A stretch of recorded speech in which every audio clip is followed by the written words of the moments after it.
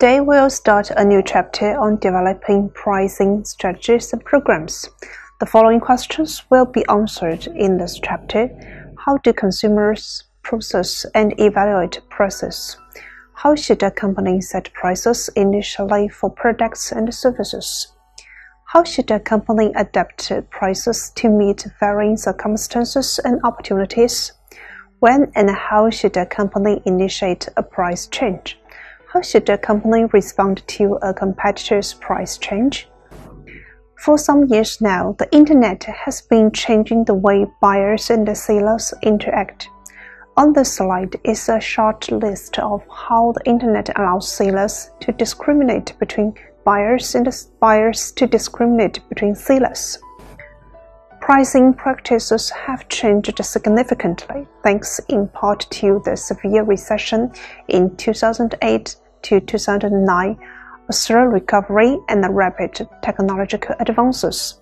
But the new millennium generations also brings new attitudes and values to consumption. Renting, borrowing, and sharing are valid options to many. Some say these new behaviors are creating a sharing economy in which consumers share bikes, cars, cruises, coaches, apartments, tools, and skills, and extracting more value from what they already own.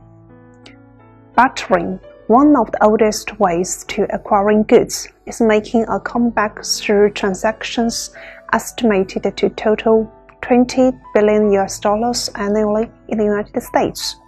Trade exchange companies like Florida Barter and websites like www.swamp.com connect people and businesses seeking win-and-win situation.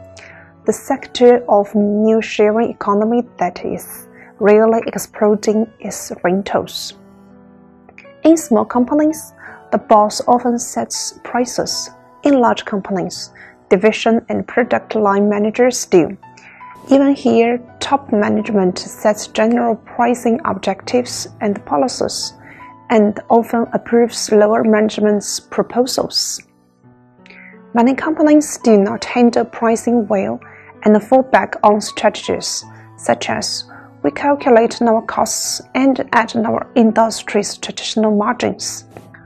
Other common mistakes are not revising price often enough to capitalize on market changes, setting price independently of the rest of the marketing program, rather than as an intrinsic element of market positioning strategy, and not varying price enough for different product items, market segments, distribution channels, and purchase occasions.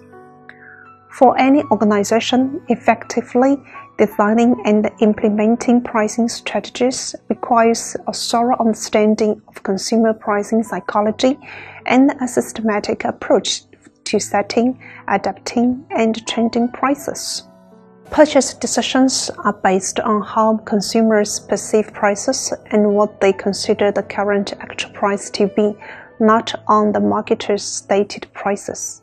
Customers may have a lower price threshold, below which prices signal inferior or unacceptable quality, and an upper price threshold, above which prices are prohibitive and the product appears not worth money.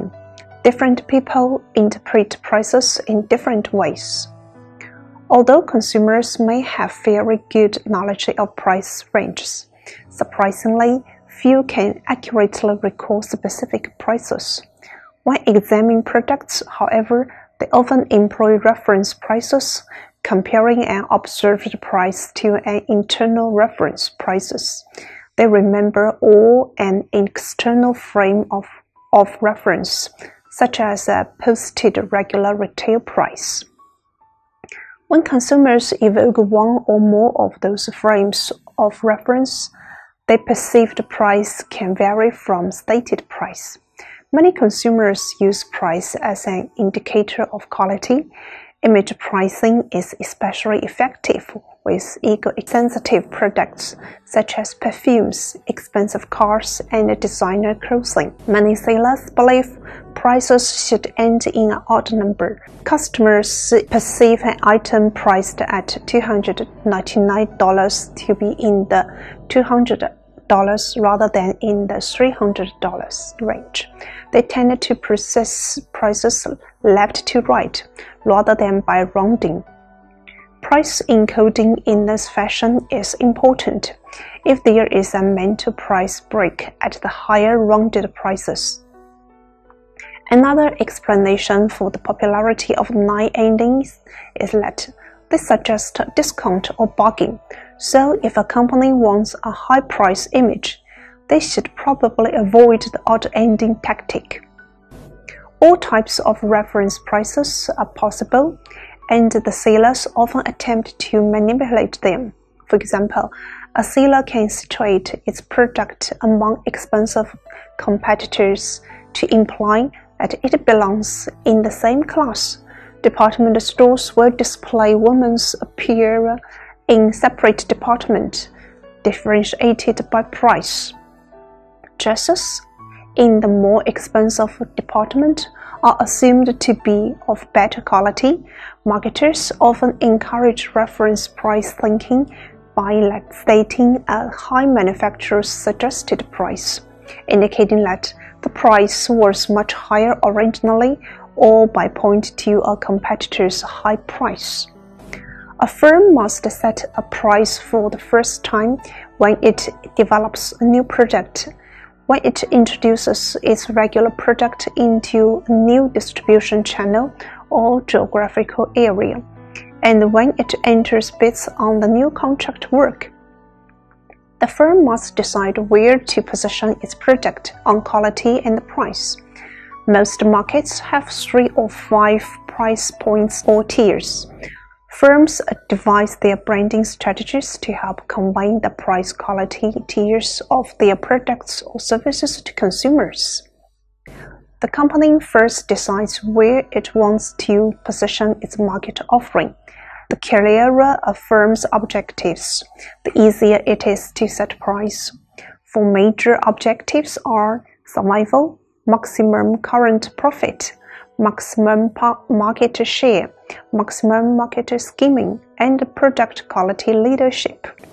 Companies pursue survival as their major objective if they are plagued with overcapacity, intense competition, or changing consumer wants.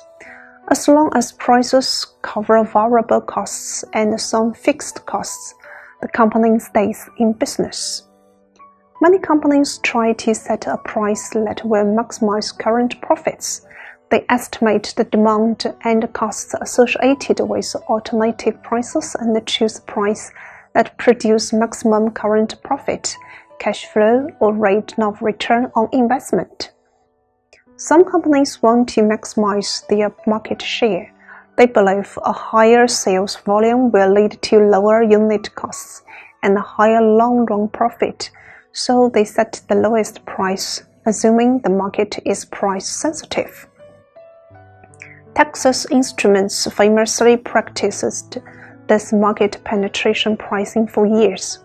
The company would build a large plant, set its price as low as possible, win a large market share, experience foreign costs, and cut its price further as costs fail.